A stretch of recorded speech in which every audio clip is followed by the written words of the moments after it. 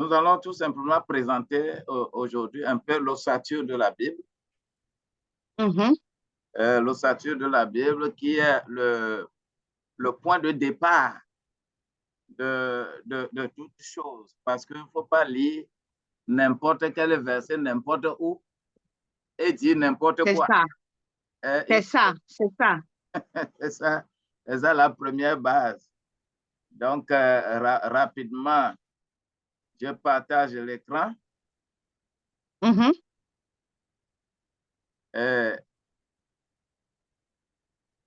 Voilà, je vais seulement montrer 2 slides ici. Je vais prendre mes lunettes. Là, c'est un peu... La Bible. En réalité, tel que le mot l'indique, c'est un livre saint. La Bible est un livre saint. La manière dont il faut apprécier les écrits bibliques, ce n'est pas de la même manière qu'il faut apprécier les autres livres. C'est ça. Ce n'est pas la même manière dont il faut chercher à comprendre. Mais il faut prier pour que Dieu te révèle le sens réel de ce qui est écrit dedans. C'est pour cela que la toute première chose qui doit venir à l'idée de quelqu'un quand il va dans la Bible, 4 choses. Base, histoire, doctrine, prophétie. Que ce soit dans toute la Bible, que ce soit le Nouveau ou l'Ancien Testament, c'est véritable asymétrie. Et cette première chose qui est la base, vous allez constater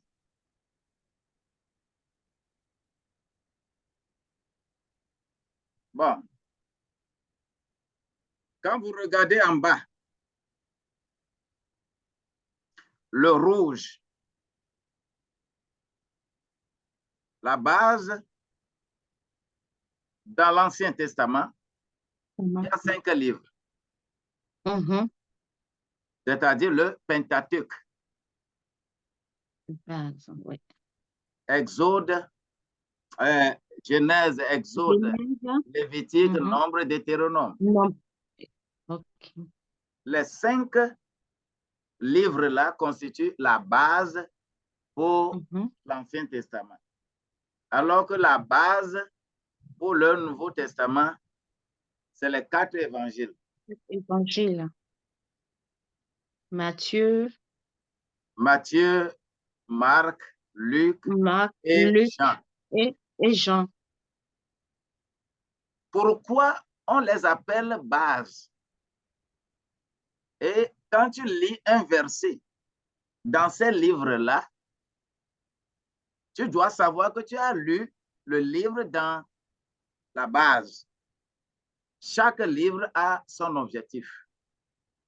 Je prends, par exemple, je vais sur, quand je prends, attention, quand je prends par exemple Genèse, Genèse là, c'est 3 choses. Génération, dégénération et régénération. C'est ce qui est développé dans ça. Donc, l'esprit dans lequel le livre est conçu, il faut être dans cet esprit-là. Ce qui est très important pour nous. Donc, je reviens. Donc, avec Révérend, ça va trop vite. Quand moi je prends note, ça va très vite. Ah oui. Bon, comme la vidéo sera aussi disponible. Ok, d'accord. Parce que j'aime aime prendre note un peu. Voilà. C'est important. Mhm. Quand on prend note, On on, prend note, on- oui. hein, on est beaucoup plus instruit. Donc, les deux, quand je prends Genèse, Mhm. j'ai dit, ça fait génération, dégénération et régénération. Les Ah, trois choses-là sont dedans. C'est la religion. base. Exode, c'est la délivrance. Lévitique, c'est la sainteté. Lévitique.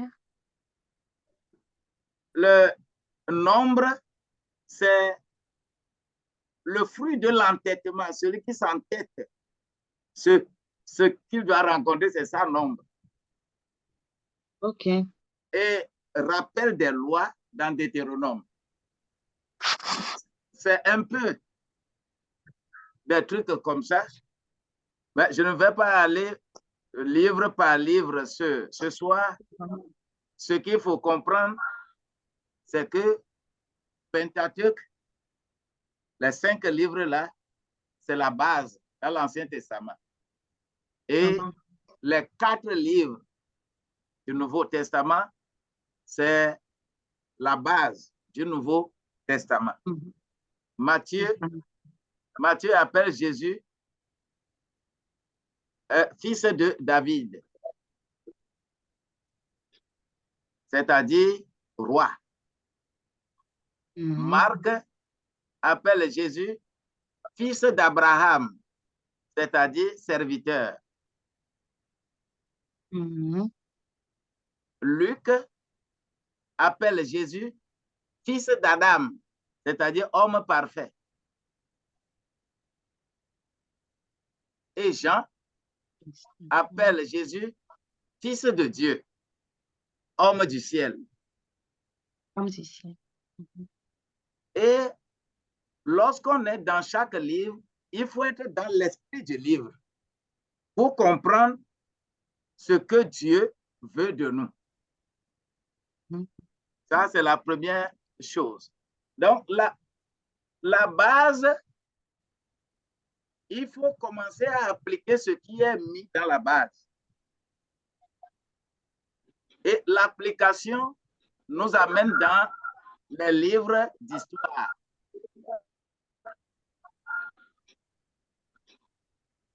Quand je prends, par exemple, l'Ancien Testament, il y a 12 livres d'histoire. Josué, Mhm.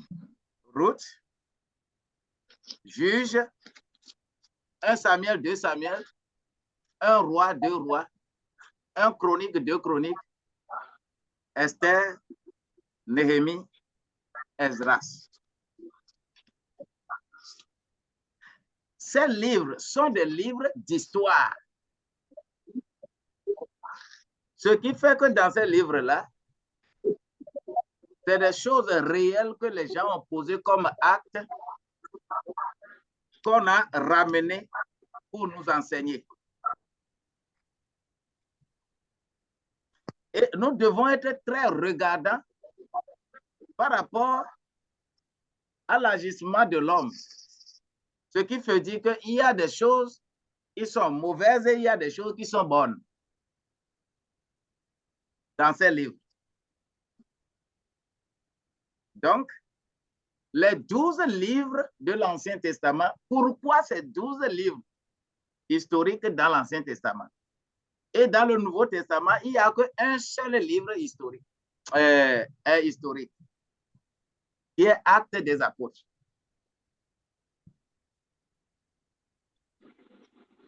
Donc, en lisant dans ces livres, nous devons avoir la présence d'esprit pour savoir que c'est l'application de la base.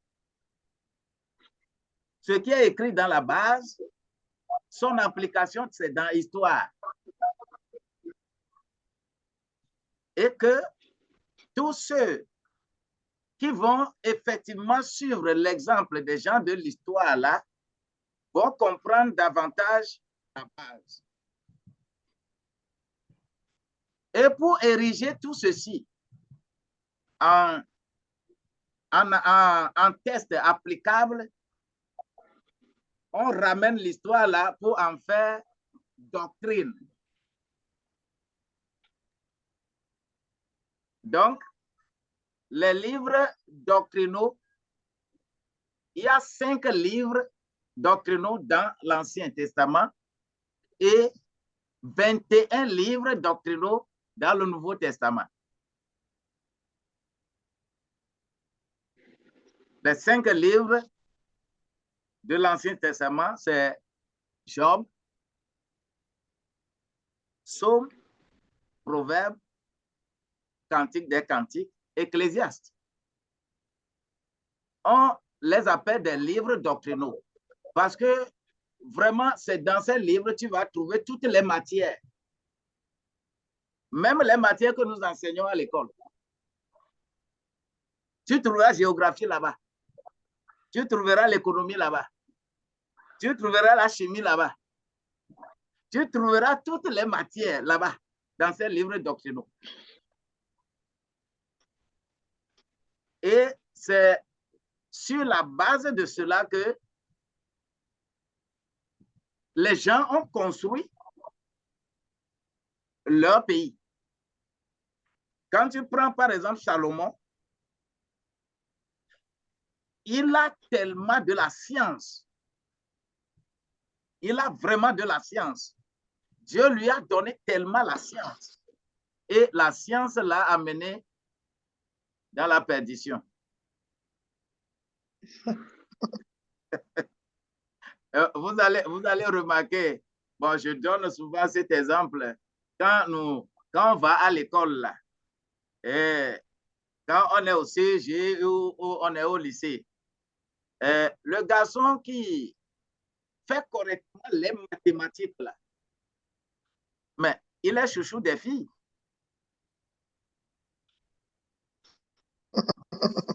Yeah. C'est vrai ou c'est faux? C'est vrai, le père. Les garçons qui sont calés en mathématiques bien là, font de physique, chimie. On les appelle les génies. Toutes les filles aimeraient apprendre avec ce garçon-là. Et souvent, d'ailleurs, ce sont des garçons timides. La science. On a mis ceci, les transcrits en doctrine. Mais dans le Nouveau Testament, c'est là où il y a le grand problème aujourd'hui. Dans le Nouveau Testament, il y a 21 livres doctrinaux. Et ces 21 livres-là, il y a les 14 livres de Paul. Si on ajoute Hébreu, les 14 livres sont des livres d'application spécifiques. C'est-à-dire, quand tu te lèves, tu prends lettre de Paul aux Romains, tu prends un Corinthien, tu prends Philippiens, tu prends Éphésiens, tu prends Thessaloniciens, tu prends Tite, Timothée. Quand tu prends ces livres-là, ce qui est écrit dedans, il ne faut pas prendre les versets là-bas et commencer à appliquer aveuglement partout. Non. C'est ça. C'est vrai. Ce sont ces livres, ce sont ces 14 livres-là qui nous enseignent réellement comment quelqu'un qui adorait, par exemple, la divinité tonnerre, comment il doit adorer Dieu maintenant. Quelqu'un qui adorait la divinité serpent, comment il doit adorer Dieu. Ça ne peut pas être la même chose. Vous ne faisiez pas la même chose.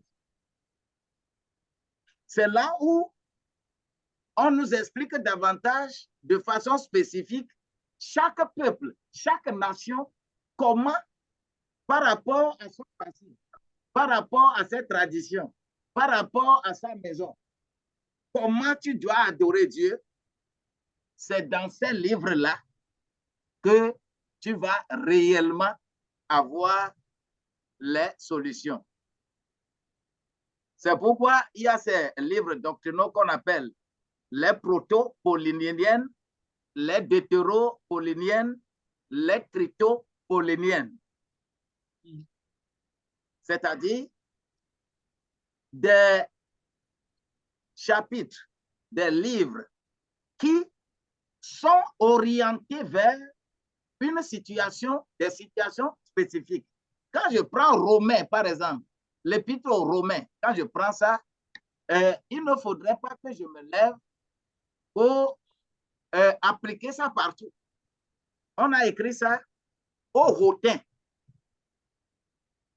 Les gens qui sont dans la société et qui pensent qu'ils sont très bien, ils sont intelligents, superbement diplômés, les intellectuels donnés, comment il faut administrer la parole, l'adoration à ces gens-là. C'est ce que tu vas trouver dans la lettre aux Romains. Quand je prends par exemple les livres aux Corinthiens, c'est textuellement les peuples des Habola. Des gens qui sont autour des ports, les bandits, les gens qui n'avaient pas foi aux yeux et qui se sont convertis. Comment ils doivent adorer Dieu? Que faut-il là-bas? C'est ce qui est écrit dans les livres aux Corinthiens. Ainsi de suite pour les 14 livres que nous aurons un peu le temps de parcourir un peu, un à un, ces livres pour voir ce que Dieu veut de nous et comment nous allons appliquer cela. Ce sont des livres doctrinaux qui sont applicables de façon spécifique, pas de façon générale. Mais il y a les 7 autres épîtres, c'est-à-dire Jacques, 1 Pierre, 2 Pierre, 1 Jean, 2 Jean, 3 Jean, Jude. Ce sont maintenant des épîtres d'application générale. Comment les enfants de Dieu qui doivent vivre au sein des païens, parmi les païens, un peu partout dans le monde entier. Comment tu dois vivre parmi ces païens-là? C'est ce que ces 7 épîtres vont davantage nous enseigner. Donc, ce sont des écrits d'application spécifiques qu'on appelle des écrits doctrinaux. C'est la doctrine. Quand on parle de doctrine, c'est ce qu'il faut enseigner. Ce n'est pas histoire qu'il faut enseigner. Il faut enseigner les doctrines, la doctrine qui est là-bas. Que ce soit dans l'Ancien Testament ou le Nouveau Testament, c'est important pour nous. Et si nous sommes dans, effectivement, ces livres doctrinaux et nous les maîtrisons, il faut prévoir demain. Et c'est là où il y a maintenant les livres prophétiques. Dans l'Ancien Testament, 17 livres, dont 5 grands prophètes. On les appelle grands prophètes, ce n'est pas parce qu'ils sont plus gros, plus géants que les autres. On les appelle grands prophètes parce que ces prophètes-là étaient beaucoup plus adaptés à Israël uni. Israël était un seul peuple, mais à partir de la fin du règne de Salomon, après Salomon, Israël est divisé en 2. Il y a Israël et Juda. Juda, c'est la tribu de Juda, plus Benjamin. Israël, c'est 10 autres tribus.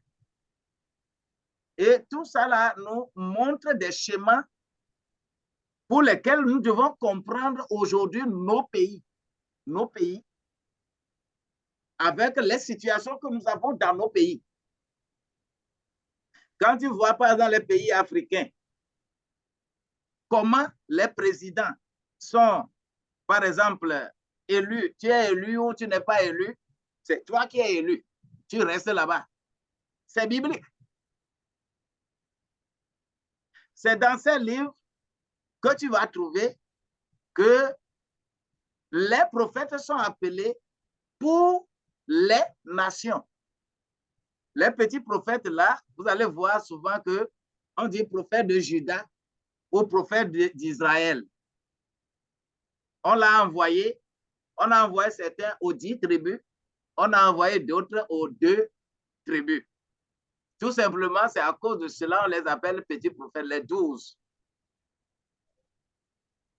Quand on prend Isaïe, Jérémie, Lamentation de Jérémie et Ézéchiel, Daniel, les 5 là, on les appelle grands prophètes.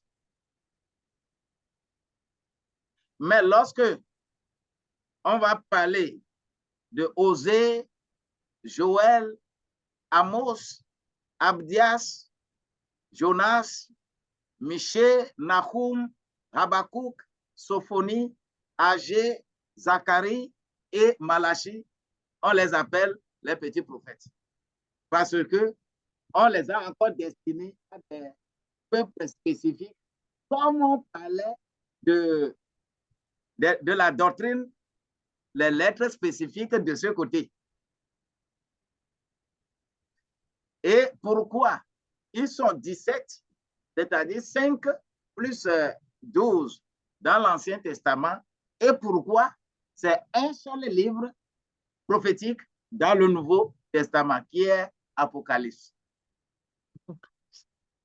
L'ossature de la Bible de cette manière-là, lorsque on arrive à maîtriser cette ossature, on ne va pas faire des erreurs lorsqu'on veut parler de Dieu. Tu ne vas pas lire un verset, par exemple, au Togo, tu es au Togo, tu as lu le verset au Togo, mais le commentaire, ce que tu dis par rapport à ce verset-là, tu es à Washington. Tu vas voir des serviteurs de Dieu, le verset qu'il a lu là, ce qu'il dit n'a rien à voir avec ce verset-là. C'est dangereux. Donc, il faut d'abord savoir cette ossature de la Bible, base, histoire, doctrine, prophétie. Base, histoire, doctrine, prophétie. Base, histoire, doctrine, prophétie. Base, histoire, doctrine, prophétie. Les 4 phases-là de la Bible, c'est la symétrie totale pour que nous qui lisons la Bible, que nous n'allions pas de gauche à droite, mais que nous soyons sur la ligne droite et chaque livre, ce que le livre veut dire, l'objectif du livre, qu'on puisse avoir cet objectif et marcher et adorer Dieu en esprit et en vérité. Voilà tout juste ce que je veux expliquer ce soir, avant qu'on ne commence après tout les 35 résultats.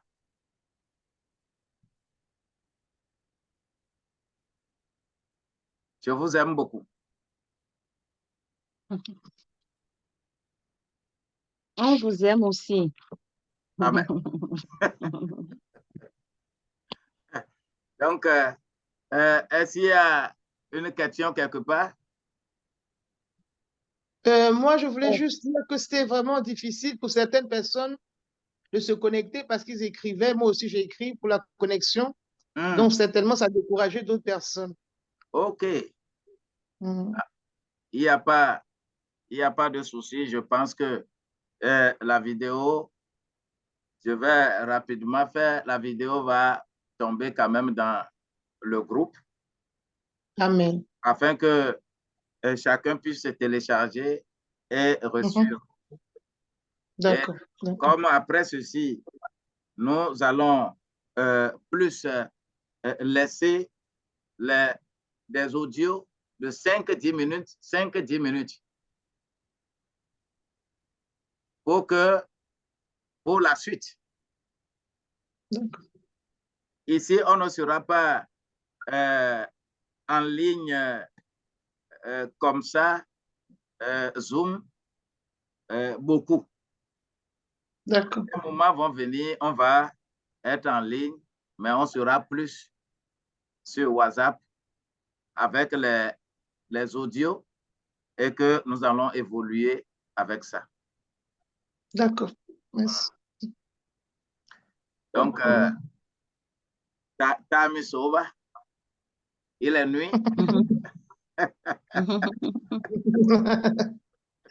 D'accord. Bonne nuit à vous. Il faut vous coucher et que la nuit soit bonne, que le Amen. Seigneur vous protège et qu'il vous Amen. révèle davantage beaucoup de choses pour que ce qui est nécessaire, rien que ça, n'a qu'à être notre part. Et ce qui est accessoire n'a qu'à rester dans l'accessoire. Soyez bénis. Amen. Amen. Amen. Amen. Quand même, j'ai une question pour l'explication tout à l'heure du Nouveau Testament des livres doctrinaux. Vous Voilà. avez parlé de proto-paulinéenne, les trucs authentiques de Romains jusqu'à 1 Thessalonicien, mais pour le deutéro-paulinéenne, c'est-à-dire Éphésiens, Colossiens, 2 Thessaloniciens, là, vous n'avez pas expliqué. Quand est-ce qu'on utilise, dans quel domaine on utilise Éphésiens et Colossiens? Vous allez voir. Parce que moi, c'est les livres que j'aime beaucoup, beaucoup, beaucoup, beaucoup. Tout à fait. Lorsque tu prends Éphésiens, par exemple, c'est un livre destiné à l'organisation de l'Église, organisation de l'entreprise, organisation des associations, organisation, tout ce qui concerne s'organiser. Organiser un gouvernement, organiser, si tu veux vraiment organiser ton entreprise, tu vas t'inspirer beaucoup de Éphésiens. C'est très important. D'accord. Mais quand tu veux comprendre, par exemple, les choses physiques que tu vois, que tu veux comprendre ces choses physiques-là dans l'esprit, transcender les choses physiques pour les mettre dans le spirituel, les comprendre spirituellement. Colossiens est là-bas. OK. Colossiens est là-bas. Mais 2 Thessaloniciens n'est qu'un encouragement pour viser le ciel. Donc, vous allez voir que ces 3 livres-là ont une portée spirituelle tellement pour organiser les hommes. OK.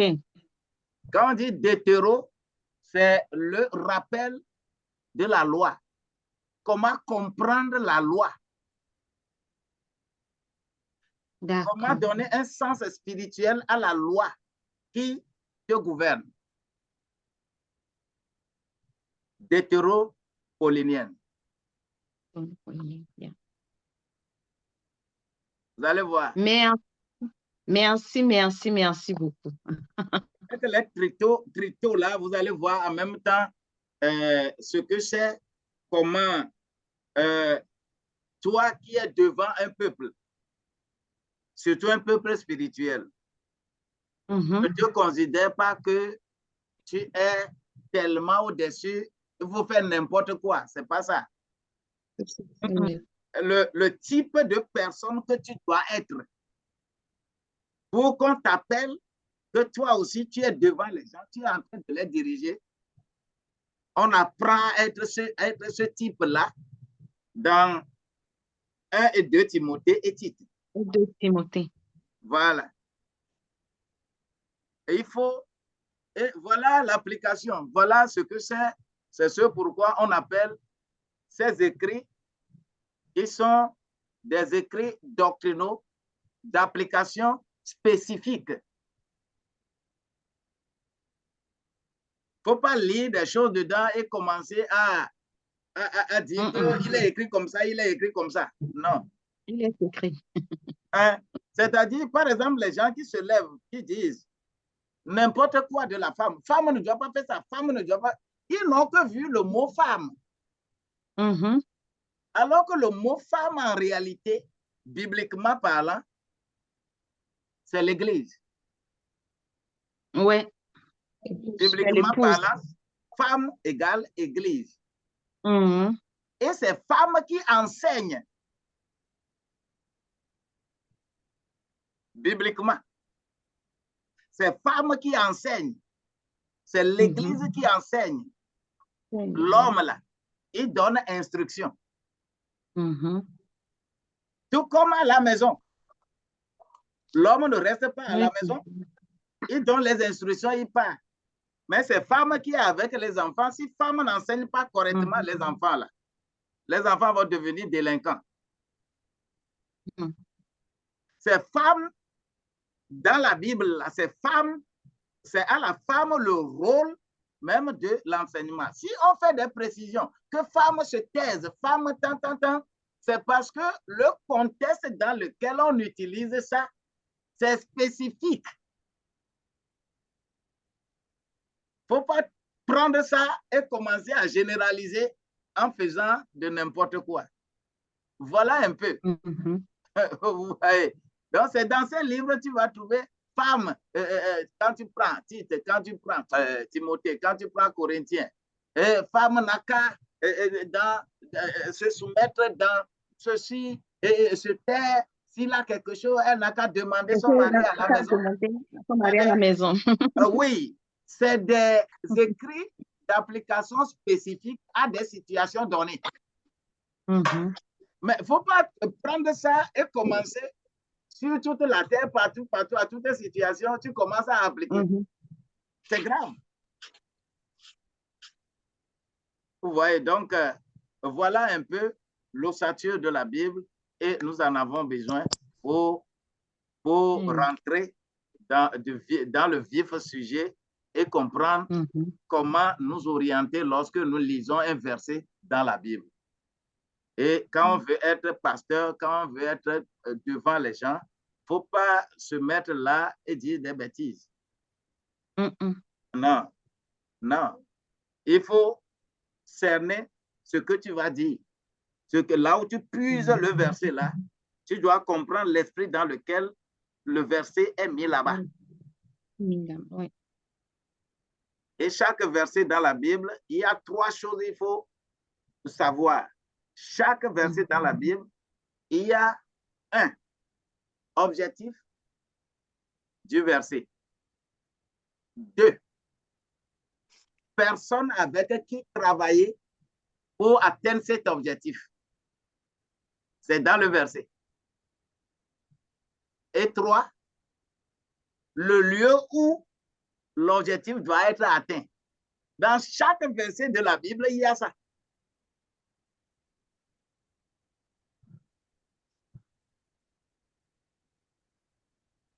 Par rapport à nous qui travaillons, nous devons avoir ces choses. Nous devons maîtriser ces choses pour ne pas se tenir devant des gens et faire n'importe quoi. Car Jacques 3:1 dit que ne soyez pas nombreux à vouloir enseigner. Le jugement des enseignants bibliques là, sera plus dur que les autres. le jugement de l'apôtre, le jugement du prophète, le jugement de l'évangéliste, le jugement du pasteur, c'est moins par rapport au jugement qui est destiné au docteur, à l'enseignant. Donc, il ne faut pas faire n'importe quoi. Il faut remuer plusieurs fois sa langue, remuer son méninge avant de dire ce que tu es en train de dire aux gens en disant que tu es en train d'enseigner. La Bible n'est pas un roman. La Bible n'est pas un livre quelconque. Il faut être dans un esprit donné et comprendre l'esprit dans lequel le livre est écrit pour dire que tu es en train d'enseigner. Que la grâce de Dieu nous accompagne. Amen. Amen. Soyez béni, béni, béni, béni. Amen, amen. Le reste va tomber dans le groupe. Dans le groupe. Amen. Amen. Et on avance là. Amen. Bien-aimé Zaghi, comment vous allez?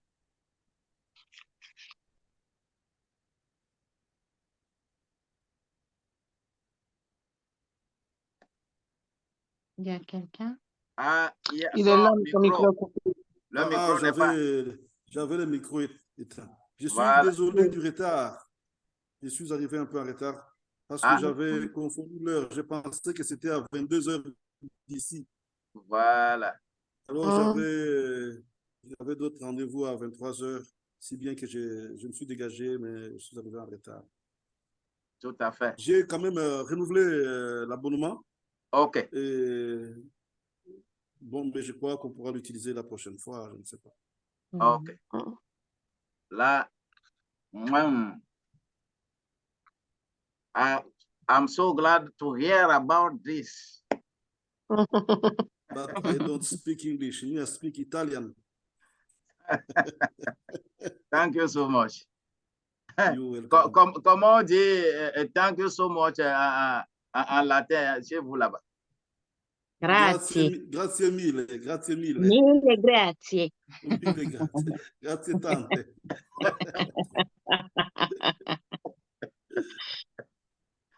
Merci beaucoup. Merci beaucoup. Merci. Merci, merci. Le reste, nous donnons le reste à Dieu. Papa, je te remercie pour ta vie, ta grandeur, l'onction que tu nous as accordée, ce que tu nous as accordé ce soir. Donne-nous un cœur nouveau, inspire-nous pour que cela soit bien ancré dans notre âme, notre esprit et notre corps pour te respecter et que tu